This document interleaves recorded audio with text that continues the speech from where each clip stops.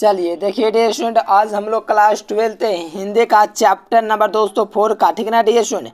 अर्धनारीश्वर पाठ का प्रश्न उत्तर कराऊंगा डियर स्टूडेंट, जो कि इसका मैं ऑब्जेक्टिव्स दोस्तों सामने वगैरह करवा चुका हूँ। अब सब्जेक्टिव के बारी है तो सभी विद्यार्थी वीडियो को पूरा देखो, क्योंकि इस वीडियो से आप लोगों का दोस्तों 2 नंबर के क्वेश्चन प्लस में 5 नंबर के क्वेश्चन प्लस में 4 नंबर के क्वेश्चन पूछा जाता है। तो चलिए डियर स्टूडेंट वीडियो को स्टार्ट करते हैं। उससे पहले चैनल पर जो विद्यार्थी पहली बार जुड़े हुए चैनल को सब्सक्राइब जरूर कर लीजिएगा और लास्ट तक बने रहेंगे डियर स्टूडेंट, बाजी मज़ा आएगा और आप लोग देखते जाओ कितना बेहतरीन तरीका से आपको समझाऊंगा।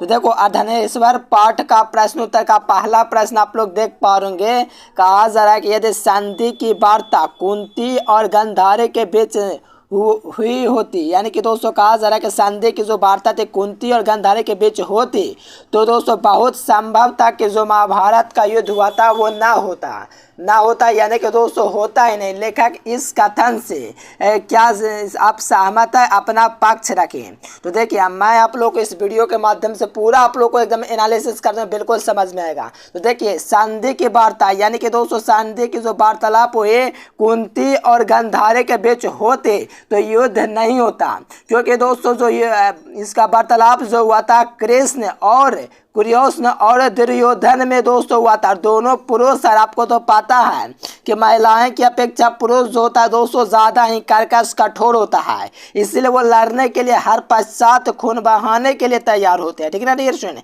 तो समझिए मैं क्या कहना चाहता हूँ। देखिए लेखक का कहना है कि पुरुष कर्कश और कठोर उठा है, यानी कि दोस्तों लेखक का कहना है कि पुरुष से दोस्तों कठोर और कर्कश उठा है कि युद्ध में अपने रक्त बहाते समय उसको यह ध्यान नहीं होता है। जो युद्ध होता है दोस्तों उस समय रक्त बहाने के लिए तैयार हो जाता है, लेकिन इसको ये ध्यान नहीं रहता है कि उनकी पत्नी का क्या, उनका सिंदूर का क्या होगा। कहा जा रहा है कि रक्त के पीछे जिनका सिंदूर बहने वाला है उनका क्या होगा। देखिए महाभारत में तो आपको पता है डियर स्टूडेंट, कई लोग कौरव से देखिए 100 लोग मारे गए भाई लोग, ठीक है ना डियर स्टूडेंट। उसमें उन लोगों का क्या हुआ दोस्तों, जो उनके सिंदूर से उनकी जो पत्नियां थी उनके साथ क्या हुआ दोस्तों, उनके तो सिंदूर एकदम बह गए, यहाँ से कहा जा रहा है। और उनके सिंदूर बना कि इसका फेंक नहीं होता है, मतलब कि दोस्तों आपको पता है कि पुरुष होता है कर्कश होता है। अगर भाई इसलिए दोस्तों कुंती और गांधारी के बीच होती है तो ये युद्ध दोस्तों शांति से होती, मतलब कि युद्ध होता है ना शांति से वार्तालाप के जरिए खत्म हो जाता है।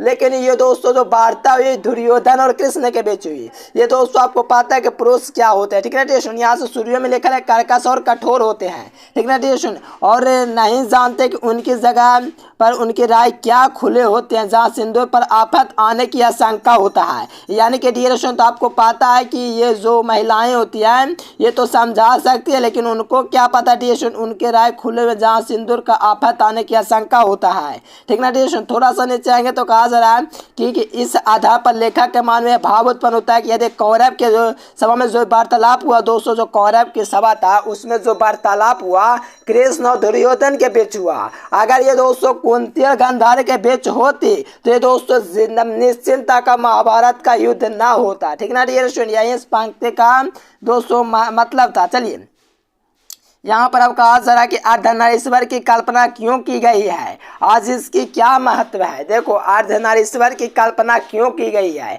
आज इसकी क्या महत्ता है, इसकी क्या महत्व है अर्धनारीश्वर शब्द का।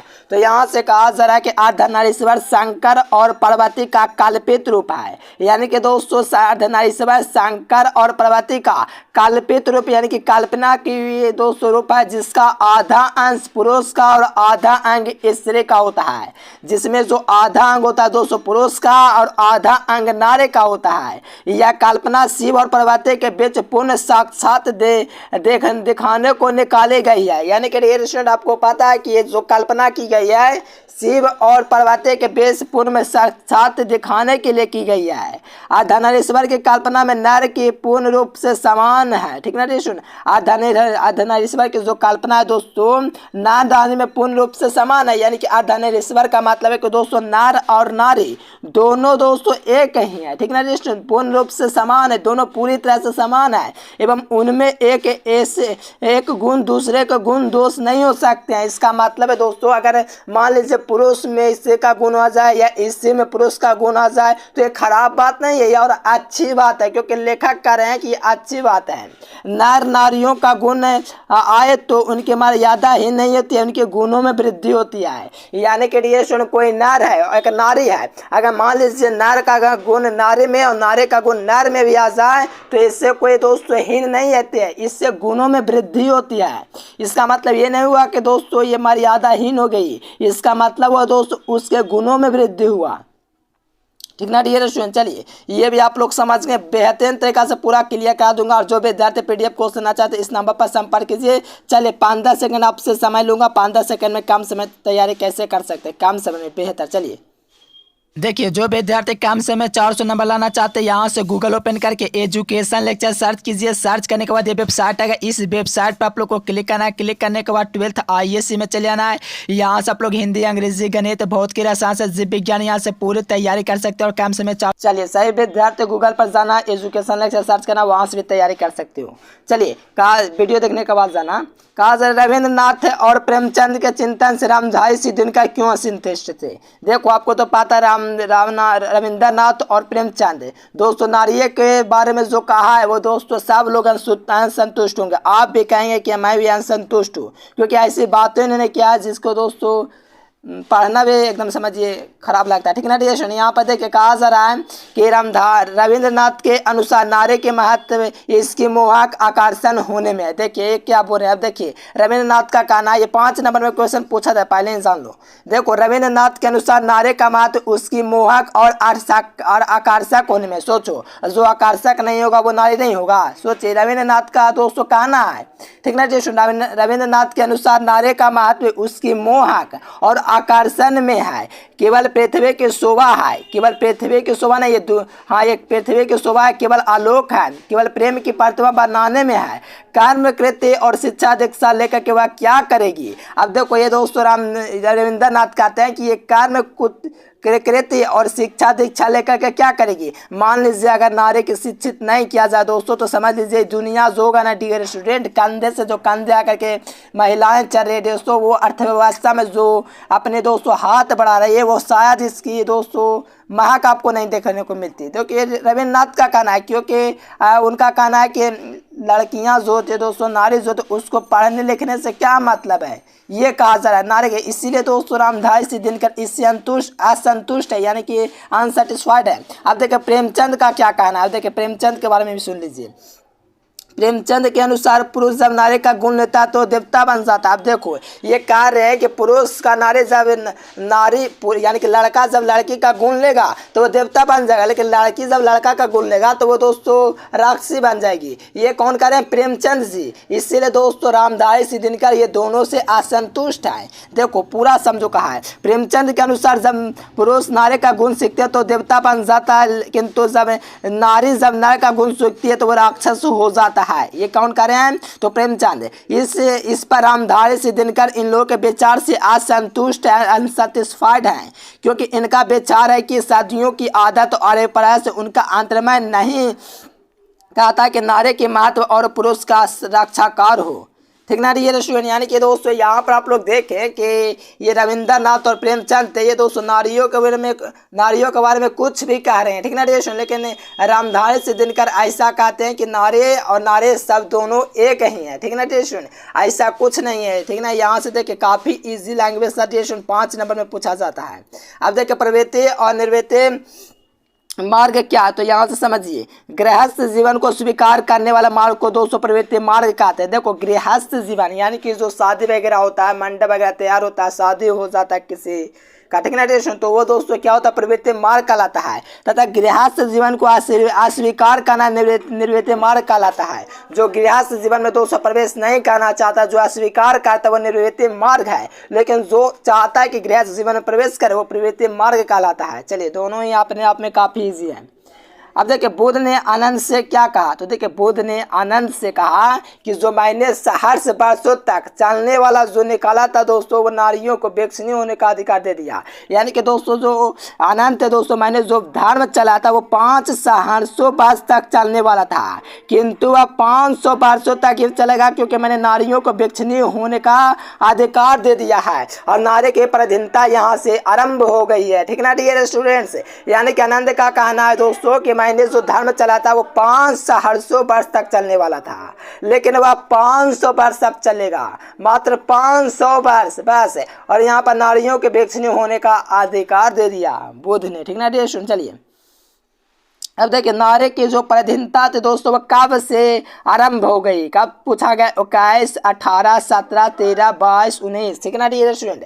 अब देखिए नारी की जो पराधीनता होती है वो दोस्तों कब से आरंभ हो गई, ये भी देखिए काफी इजी है।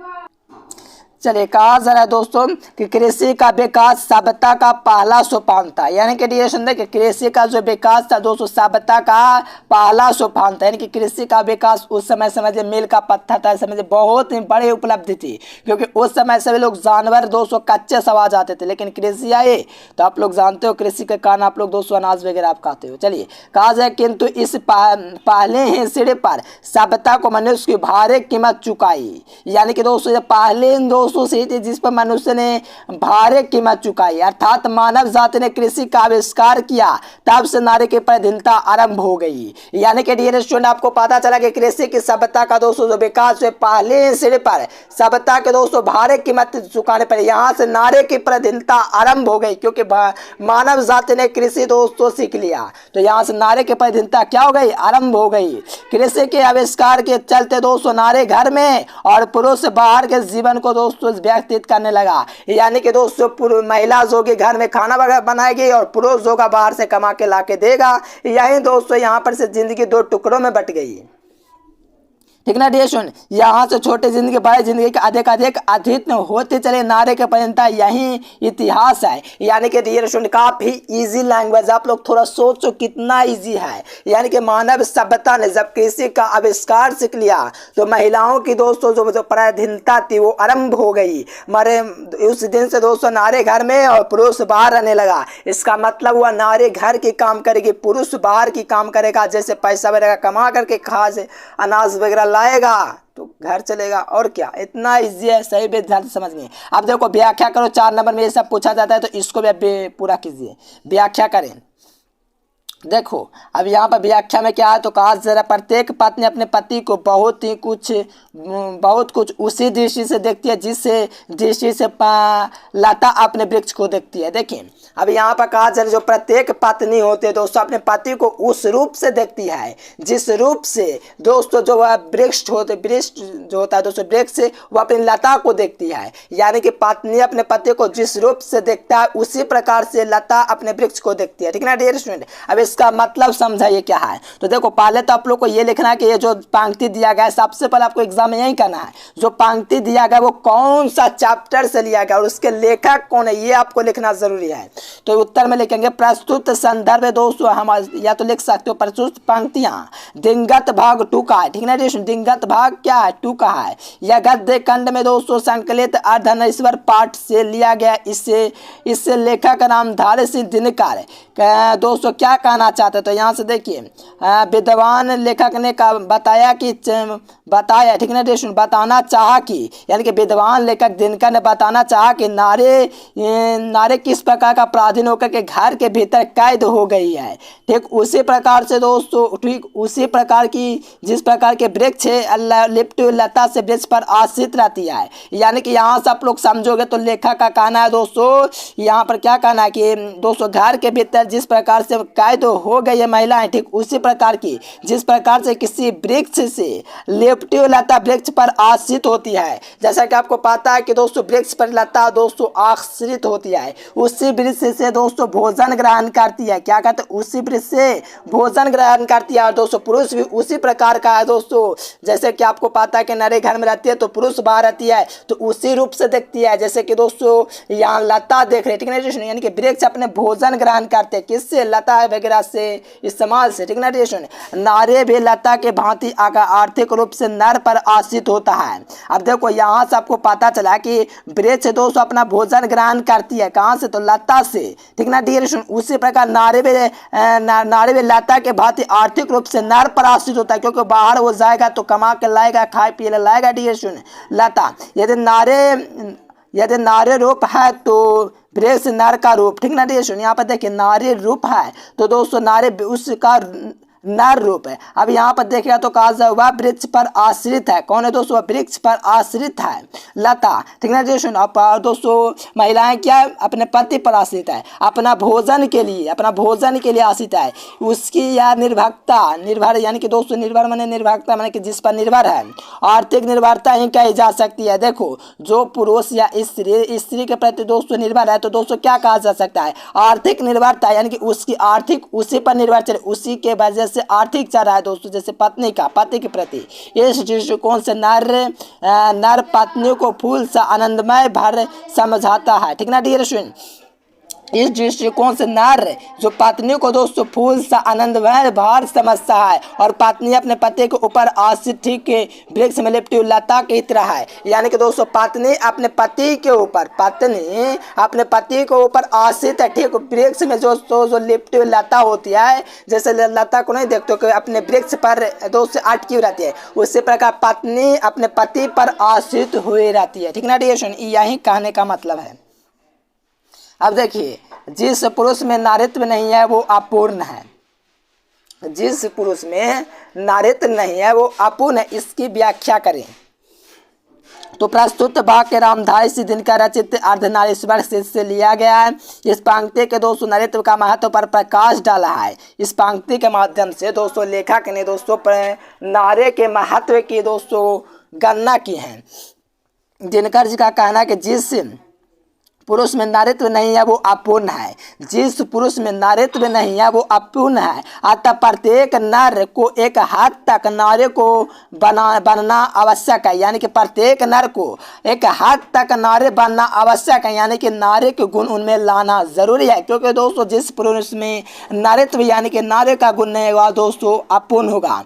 गांधी जी अपने अंतिम दिनों में नारित्व की साधना की थी। अपने पोती ने उन पर जो पुस्तक लिखी थी उसका नाम दोस्तों बापू मेरी माँ है। ठीक ना डियर स्टूडेंट्स। दया, माया, सहिष्णुता और वीरता ये स्त्रीय गुण कहे जाते हैं। ठीक ना डियर स्टूडेंट। ये दोस्तों क्या, तो ये बापू की पोती मेरी माँ में दोस्तों ऐसा लिखा गया है। कहा जाए किंतु क्या उन्हें अंगीकार करने का पौरुष में अंतर आने वाला, लेखक ने ठीक ही कहा। ठीक ना डियर स्टूडेंट। यानी कि नारित्व में जो पुरुष होता है उसमें नारित्व का गुण होना चाहिए। ठीक ना डियर स्टूडेंट। चलिए यहीं इस पंक्ति का मतलब निकला। चलिए अब यहाँ से थोड़ा सा आएंगे डियर स्टूडेंट, 9 नंबर क्वेश्चन भी देखेंगे, काफ़ी इंपॉर्टेंट है सभी क्वेश्चन। ठीक ना डियर स्टूडेंट। ये सब 5 नंबर 2 नंबर में सब पूछा जाता है।